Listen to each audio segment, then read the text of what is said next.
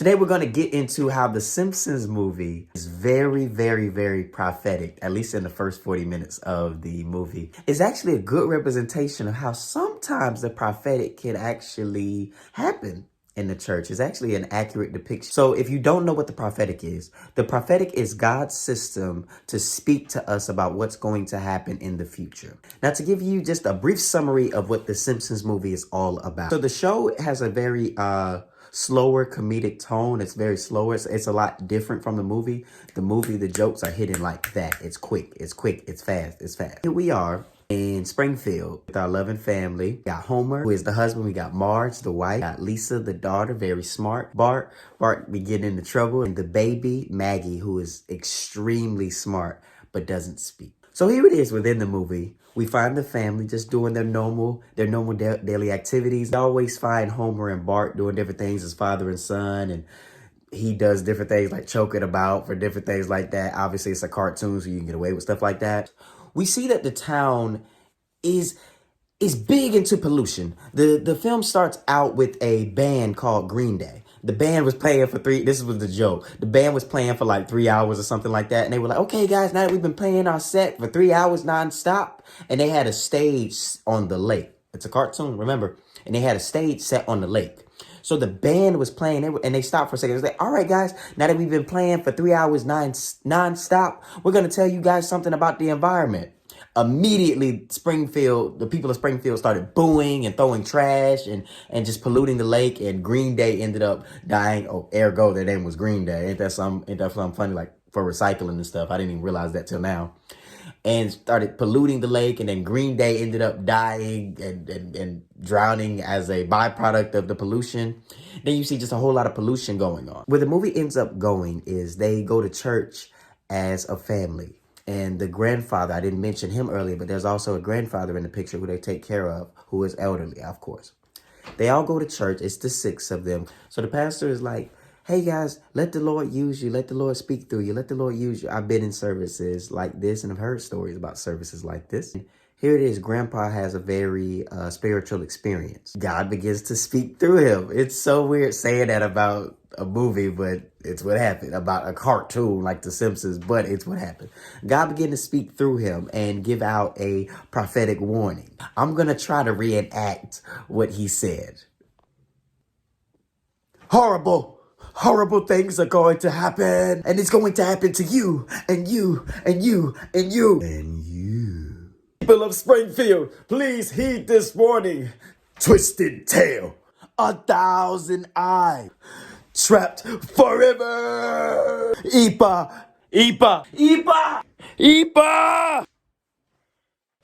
Believe me. And EPA stands for Environmental Protection Agency, ergo EPA. And it was kind of all this broken up stuff that wasn't together. And the town was very shocked and didn't know what to do with that. And should we take this in, or should we just write him off as just being an elderly, crazy man? Or what did we just see? Homer ends up, once again, it's a cartoon. Homer ends up rolling the old grandfather out on the on the rug, taking him out, putting him in the car. And Marge was like, oh my God, Homer, should we take that serious? That was crazy. Like, he just had a very spiritual experience. Homer was making a light of it, didn't see anything to it. Homer was like, he's old. He just had an old experience. Come on, let's go get us some ice cream. Moved on from it. Marge continued to research and to study and to write down what was said by the grandfather in that moment. So she began to call upon people she thought was smart. It was like this big fat guy in the cartoon. Like, she went to, it seemed like he was like a gamer or something. So she went to him, like, said if she could get answers out of him. And that didn't go so well. I just realized something. That fat guy that Marge was in there talking with, he actually pulled out a phone and recorded the whole thing. So that's why Marge was in there talking to him, because he had to record and she was able to write down the words. Interesting. You learn something every day. You got to pay attention to these films, because you go back and you find little details. She went back to the grandfather trying to see if she could get answers out of him for what he said. He didn't remember nothing at that point. She's trying to put it together and make sense of it all. She's in the house and she's putting every word that I just told you about, as paraphrasing, every word on the refrigerator. Then Homer walks in with this pig. Now, Homer got this pig. Him and Bart were doing this dare competition, and he dared Bart to ride. I can't remember where it was, but he ended up I think it was just to ride through town naked, basically. And Bart ended up at a burger joint. Bart ended up at a burger joint. And so from there, they ended up eating. And at the burger joint, they were shooting a commercial. As they were shooting a commercial, when they were done with the pig, the owner was like, okay, go ahead and kill the pig, and let's move on with our lives. Homer was like, no, you can't kill the pig. And he ended up taking the pig home. We meet Marge and Homer. They come back together. So remember, Marge was in there breaking down the prophetic word, putting things on the refrigerator, looking at the word, stuff like that. Homer enters with the pig, like, honey, I got a pig. Marge immediately looks at that twisted tail. She looks at the prophetic word. Remember, it said twisted tail. Grandpa's word was foreshadowing the Environmental Protection Agency, ergo EPA, Environmental Protection Agency. He was foreseeing them coming in and putting a stop to all the pollution that was going on. And the way they were going to go about it was putting a dome around Springfield and cutting them off from the entire world. The way it came about was through the pig. Marge goes on to tell Homer, you need to get rid of that pig. This is what the word, this is what that whole thing Grandpa's experience and everything he was saying, this is what it was warning about. Homer doesn't listen. He goes on to keep the pig. So now we see Lisa going out and she's protesting. She's going door to door, and she's actively trying to get people more involved in the pollution epidemic and trying to get everyone to stop. So you see Lisa going door to door, but nobody's giving her the time of day. At first, it's like, oh, a lovely little girl. How are you? What can I help you with? She say, hey, I want to talk to you guys about pollution. Slam. Lisa got like 3-4 doors slammed on her. Finally, she was able to organize a meeting along with the mayor. We see Krusty the Clown dumping oil in the lake. I'm sure it smelled. We see a really witch-like lady washing cats in the lake very oddly. We see a truck driver just dumping bottles of empty beer bottles. Even a guy that was still drunk was back there yelling out like, honey, I'm home. So we just see all types of pollution in this lake. Mayor declared, hey, we're going to stop polluting the lake. So they went on to clean up the lake and they got everything in order. They even put signs up and they made it dummy proof. If you know the film, you know the film. I'll let you look that up. I'm gonna leave that there. They made it dummy proof to where not even a dummy could go up and pollute in that lake. So it was great. And they had thousands of signs up that said, don't pollute in the lake. Don't come over here. Don't pollute. Don't pollute. Don't pollute. So once again, Homer got that pig. Remember, when you have pets, obviously pets defecate. They have to go. This pig filled up the entire pig silo, and Homer also helped. He so kind of graciously was very happy about that and offered that information. And Marge, his wife, having heeded to the prophetic warning that was given, told him, hey, you need to dispose of that properly. Like, honey, please listen to me. Please listen to me. Please listen to me. Now, if you guys are enjoying this video, go do me a favor and hit that like button. Just hit that thing for me. Hit it for me. Okay, hit it for me. He's like, okay, Marge. So here it is. Homer's in line at the Hazardous Waste Treatment Center, but the line is long. He gets a call out of nowhere. This is where things go left real fast. Homer gets a call from a buddy of his, and he says, hey, Homer. And Homer loves donuts. Homer gets a call, and his buddy's like, hey, yo, you got to get over here. They're giving out free donuts. He's like, what? He's like, yeah, man, you got to get over here. Get over here quick. They're going away. So you see all the people in the background enjoying the donuts and stuff like that. So Homer's like, I got to go. His bright idea is to do what? You guessed it, ladies and gentlemen. Go pollute in the lake. Continues to go to the lake. There's 1,000 signs. There is 1,000 signs. There is 1,000 signs that he read through. And he read over. There was even one guy with a sign that said, you suck. And he read over them. There's all these signs. Yet and still, he decided to pollute in that lake. As soon as he did it, an image popped up that was like, you know how like it's like the ghost image? Like, that whole thing that popped up out of the lake, which he got scared, took off. Now enters EPA. And now enters the dome. So now the prophetic warning has caught up. So now we're seeing Ipa step in. Now we know what Ipa is. Now we know what was behind the whole twisted tail. The twisted tail, the pig had a twisted tail. Okay. The town is very upset because they're like, wait, we cleaned up. We did what we were supposed to do. Like, why are you guys locking us up? Like the government agent was like, listen, obviously somebody didn't get the message. Springfield went on a mission to find out who did it. Of course, they found that it was Homer. They went on to run the family out of the town. They were trying to, I can't say that word. They were trying to unalive that family, to which they were able to escape. And I'm talking about a real angry mob. We see the family on the run. We see them just trying to lay low and trying to keep a low profile and just by a little bit dodging the cops. And then they were able to get to a better life in Alaska. I'll let you watch the film to see. The only person that's really adjusted to the idea of living their lives in Alaska is Homer. The rest of the family is very miserable. They're happy to a degree, but kind of miserable. They're like, we got to go back home. Like our friends, our town is locked in a dome. Like we got to go help them. What's going on? As they're watching TV, they discover the government is planning to actually bomb Springfield and make it into a new Grand Canyon. Marge, Lisa, Bart, and Maggie wanted to go save the town. Homer didn't want to go. He was like, let's stay here. So the family ended up leaving without him and going. That's basically the first 40 minutes of the film. Basically, along from there, the family ends up coming back and then basically saving the town and breaking the dome and doing all that good stuff. It has a great ending. Homer has this grand awakening about being a better person and different things like that. Now, disclaimer, that awakening, that is not prophetic or biblical or theological. Don't misuse what I'm saying, okay? So I'm just speaking on the first 40 minutes. I just wanted to give a disclaimer. This video is not just for Christians. This video is for everyone. I am somebody that grew up reading the Bible. I am somebody that grew up in faith. And I always find it interesting when I see like things in culture line up with the things I've read in the Bible. Okay, so that's all it is. Having said all that, I liken this story to a story I grew up reading in the Bible in the book of Joshua. Joshua is a man that served up under Moses as a servant or as an assistant. In Moses' death, Joshua ended up taking over. So Joshua is now the leader of the people of Israel.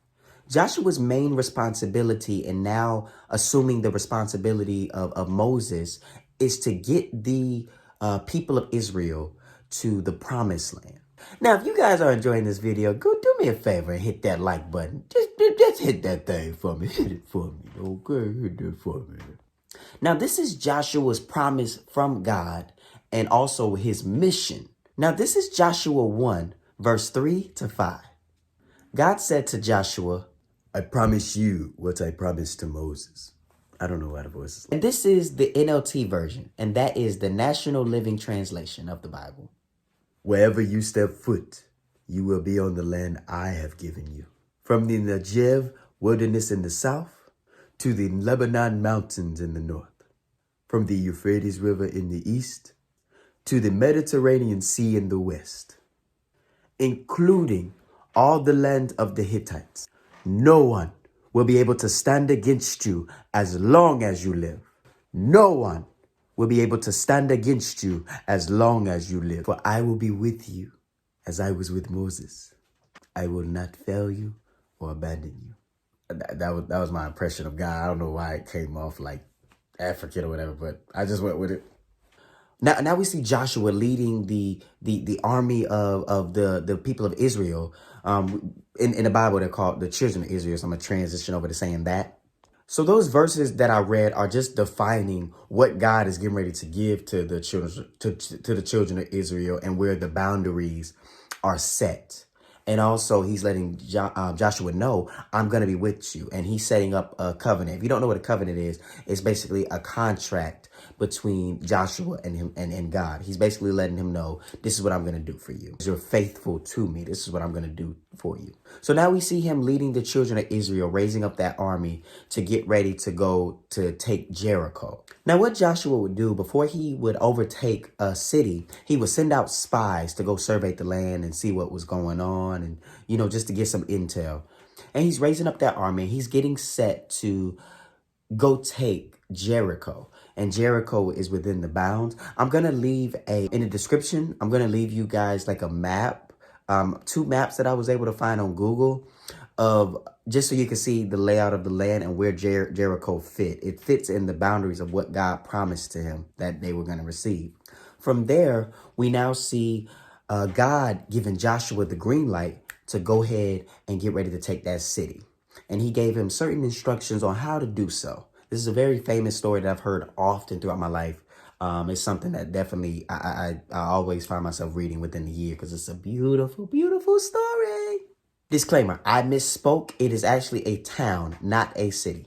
Today it may be considered, it's considered a city, but at that time it was considered a town, and towns are smaller than cities. So God actually sends an angel to Joshua and instructs him to, hey, it's now time. Go take Jericho. I'm like, you can go ahead and smite down the king and his army and like take it down because it's yours. It's about to go down. So the angel of the Lord gave Joshua many different instructions as he was getting ready to take this town. The instructions included things like walking around the town for 6 days, 1 time a day with the army, accompanied by the priest, 7 priests specifically, who will have ram horns, who as they accompany the army along that walk around the town, outskirts of the town, because there's walls up. So as they're walking around the town, the priests are going to be blowing ram horns for once a day. And this is to take place for 6 days. I wonder how them people was feeling, the people of Jericho. I wonder how they was feeling on the inside, just hearing all this and just kind of being tormented for them 7 days. Hey, y'all. You hear that? You hear that? Hey, y'all. You hear that? Ooh. After leading the people of Israel to do everything the angel of the Lord instructed Joshua to do, there was also a prophetic warning given. Joshua went on to tell the people of Israel what the warning was after the priest blew the horn for the final time, right before they ran into Jericho. This is Joshua 6, verse 18 through 19, word for word, NLT version. If you don't know what that is the National Living Translation of the Bible. Do not take anything set apart for destruction, or you yourself will be completely destroyed, and you will bring trouble on the camp of Israel. Everything made from silver, gold, bronze, or iron is sacred to the Lord and must be brought back to his treasury. So this is what we got to understand here before I go any further. When God establishes a covenant between us as human beings with him, and it acts just the same as a contract. The way it works is, as we are faithful in following and heeding his instructions, he is going to do what he said he would do. But we can break it by not heeding and being faithful unto him. Okay, so this is what he originally told Joshua. So what do you guys think happened from here? You guessed it. Of course, just like Homer, we had a guy that ended up taking what was not supposed to be taken from the town of Jericho. So they went on to beat them out and to run off the army and overtake the town. It was theirs. They won, and they were ready to move on to the next town and overtake it. The next town they were going to was called Ai. And like I told you before, the way Joshua always went about, as far as warfare strategy goes, he always sent out spies first. So spies went and looked at the land. They saw it didn't have that great of an army. So they figured they didn't need a big army to go out. So Joshua sent out 3,000 men. But to their surprise, they were not successful in capturing that town. So about 36 people from the Israel army died that day, and the rest ran off running, and they were paralyzed with fear.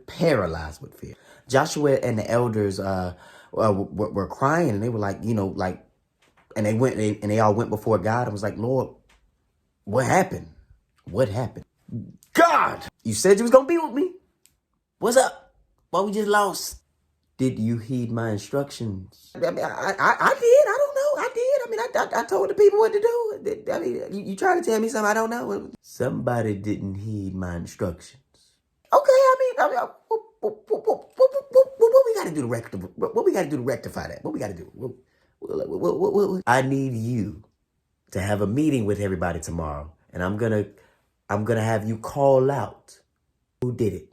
Not only am I gonna have you call them out, but they're gonna be burned with fire. Okay, hey, you're the big man. Hey, I work for you, baby. I work for you. So the Homer in this Bible story is a guy named Achan.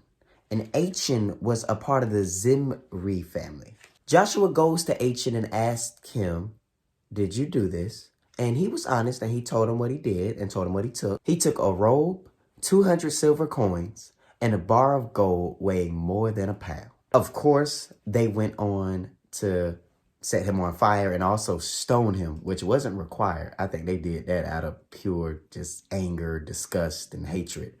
And God also instructed them, his family had to meet the same fate. Now, there are a lot of similarities between these two stories, but the main difference is the fact that Homer got to redeem himself. Homer was able to come back with the family and save the entire town of Springfield and then be hailed a hero and blah, blah, blah. That was not Achan and the Zimri family's fate. They lost their lives right then and there. And after that, the children of Israel went on to be more successful. So that's just what it was. They went on, the children of Israel army, they went on right after these events. They took 30,000 people this time. And of course, God gave them instruction once again. So God was back with them. God was back in alignment with them. And they went on and took the town of Ai with 30,000.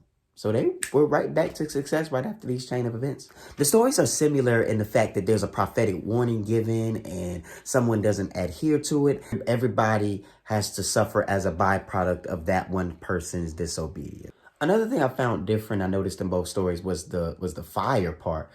In the Simpsons movie, when they found out it was Homer, the angry mob walked to the house and they all had fire and they were about to burn this family up. They were busting in windows and busting the door, trying to get in the house. I mean, they were about to eliminate this family. And obviously, in the biblical story, God said they must be burned by fire. Remember, stones weren't required. But I believe they did that out of just pure anger, pure frustration. Like, you know what you did to us? You almost took us out. So lucky for Homer, he was able to meet reconciliation. Unfortunately for Achan, he was severely punished and found with no grace, along with his family.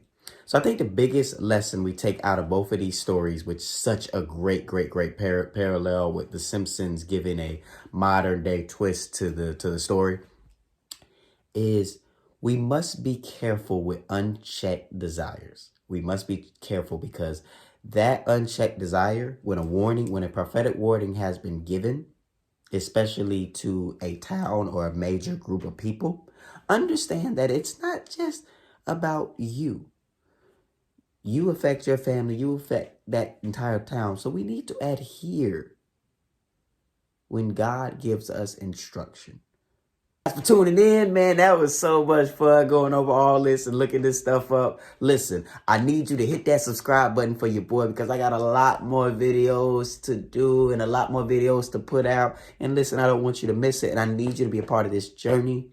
Listen, I am an actor and I am on my way to being a major star in Hollywood. And this YouTube is going to be a major part of that journey. So I want you guys to be a part of it. So hit that subscribe button and I'll see y'all in the next video. All right. Peace out.